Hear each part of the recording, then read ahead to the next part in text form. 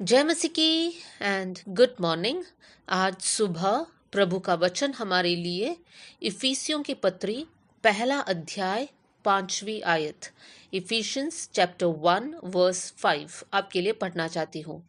और अपनी इच्छा के भले अभिप्राय के अनुसार हमें अपने लिए पहले से ठहराया कि यीशु मसीह के द्वारा हम उसके लेपालक पुत्र हो।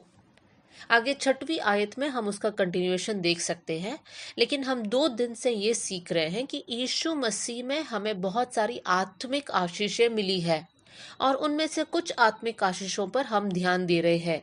हमारा सबसे पहला आत्मिक आशीष ये था कि परमेश्वर ने हमें चुन लिया, हम चुने हुए लोग हैं। दूसरी बात, परमेश्वर ने हमें पवित्र और निर्दोष बनाया।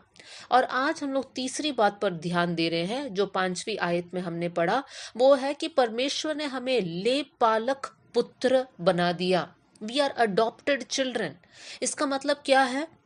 हम लोग सब एक समय पर ऐसे थे जब हम लोग पाप में जी रहे थे, अपने मन के अनुसार पाप के अधीन होकर नरक जाने वाली रास्ते में हम लोग बढ़ रहे थे। लेकिन परमेश्वर ने वहां से हमें गोद लिया, वहां से हमें बचा लिया और परमेश्वर ने कहा आज से लेकर तुम मेरे संतान हो, मैंने तुम्हें चुना है, मैंने तुम्हें पवित्र बनाया है। और इस प्रकार हम प्रभु के पुत्र और पुत्रियां बन गए। एक और बात को आयत को आपके सामने रखना चाहती हूँ और वो है रोमियो की पत्री 8वां अध्याय और 15वीं आयत, रोमन्स चैप्टर 8 वर्स 15। यहाँ पर हम पढ़ सकते हैं, क्योंकि तुमको दासत्व की आत्मा नहीं मिली कि फिर भयभीत हो, परंतु ले पालकपन की आत्मा मिली है, जिससे हम हे अब्बा हे पिता कहकर पुकारते हैं। यहाँ पर पौलुस इस बात को लिखता है कि हमारे अंदर कोई दासत्व की आत्मा नहीं है कि हमें डर कर जीना है, लेकिन परमेश्वर ने हमें संतान बनाया है। हम प्रभु के लेपालकपन में आ गए हैं और इसलिए हम लोग हे अब्बा हे पिता कर कर हम पुकार सकते हैं। मेरे प्रिय भाई बहनों, जब हम प्रभु के बच्चे बने उसका मतलब है कि परमेश्वर हमारा पिता है। देखिए कौन कौन सी आत्मिक आशीषें इसके साथ जुड़े हुए हैं। हम प्रभु के लेपालक पुत्र है, मतलब हमारे लिए ये आशीष है कि परमेश्वर हमारा पिता है। और प्रभु पर विश्वास करने वाले सभी लोग हम लोग भाई बहन हो गए, हम एक परिवार के हो गए।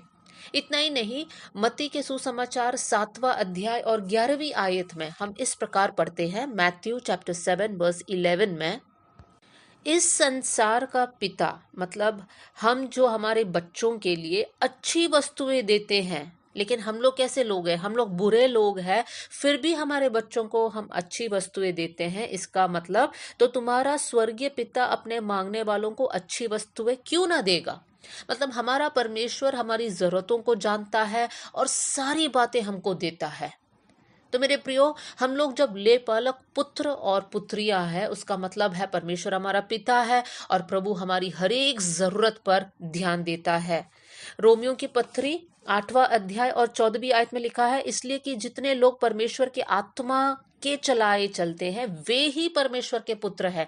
देखिए एक और सौभाग्य कि हम प्रभु के बेटे और बेटियां हैं, इसलिए प्रभु की आत्मा हमारी अगुवाई करता है। अब हमारी इच्छा नहीं है, लेकिन परमेश्वर की इच्छा क्या है कर कर पवित्र आत्मा हमको प्रकट करके देता है। कितना एक धन्य जीवन है हमारा। साथ में हमें यह भी याद रखना है, इब्रानियों की पत्री 12वां अध्याय और 6वीं आयत, हिब्रूज चैप्टर 12 वर्स 6 में हम पढ़ते हैं, क्योंकि प्रभु जिससे प्रेम करता है उसकी ताड़ना भी करता है और जिसे पुत्र बना लेता है उसको कोड़े भी लगाता है। देखिए प्रभु हमारा पिता है, ओके, हम प्रभु के संतान हैं, यहाँ तक हमें बहुत अच्छा लगता है। लेकिन ये भी हमें याद रखना है कि जब हम गलत होते हैं या गलत काम करते हैं, जानबूझकर पाप में फंसे रहते हैं, उस समय पर हमारा पिता हमारा अनुशासन भी करता है। प्रभु हमें मारता भी है ताकि हम उस बात को समझ पाए। बहुत से वक्त हमारा दुख, हमारा क्लेश पर हम लोग अगर ध्यान दे तो हमें पता चलता है कि हाँ, मैंने वो बात सही से नहीं किया, इसलिए आज मैं इस संकट में, इस मुसीबत में फंसा हुआ हूँ। प्रभु हमें अनुशासित भी करता है।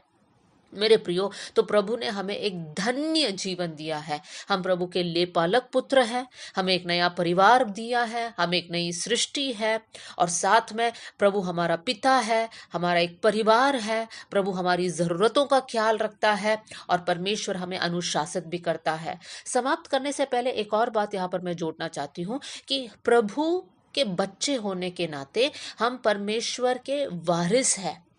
कौन से वारिस हैं? हम प्रभु की महिमा के वारिस हैं, और साथ में यीशु मसीह ने जो दुख उठाया उसमें भी हमें सहभागी होना है। तो इसका मतलब इस संसार में हमारे लिए दुख है। क्यों? क्योंकि हम प्रभु के बच्चे हैं।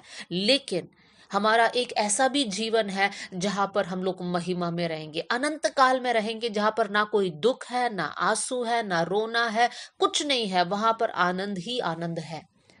इसलिए इस धन्य मौका को या धन्य जीवन को याद करते हुए हम प्रभु को धन्यवाद करेंगे। आइए हम लोग प्रेयर करेंगे। स्वर्गीय पिता, आज का वचन के लिए मैं धन्यवाद करती हूँ प्रभु। आपने कितने सारे आत्मिक आशीषें, स्वर्गीय आशीषें हम पर उंडेला है, इसलिए हम धन्यवाद करते हैं। बहुत से वक्त प्रभु हम इन बातों पर ध्यान नहीं देते हैं प्रभु, लेकिन धन्यवाद कि आप हमारा पिता है और हम आपके बच्चे हैं। धन्यवाद प्रभु कि हम सब प्रभु में एक परिवार है।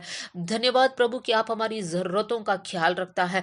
धन्यवाद प्रभु कि पवित्र आत्मा हमारी अगुवाई करता है। धन्यवाद प्रभु कि आप हमारी अनुशासन करता है। परमेश्वर पिता, प्रभु आपके साथ दुखों में सहभागी होने के लिए आप हमारे लिए मदद करना प्रभु जी, हमें अनुग्रह देना, और साथ में प्रभु उस महिमा के वारिस होने के लिए प्रभु जी आप हम पर कृपा करना कि आप ही के मार्ग में हम लोग चलने वाले बन जाए। प्रभु जी आप हम सब पर आपकी आशीष को ढेल दीजिए। आपने हमारी प्रार्थना सुन लिया, इसलिए धन्यवाद। आदर और महिमा आपको देते हुए यीशु के नाम से हम मांगते हैं, आमेन। जय मसीह की। God bless you all.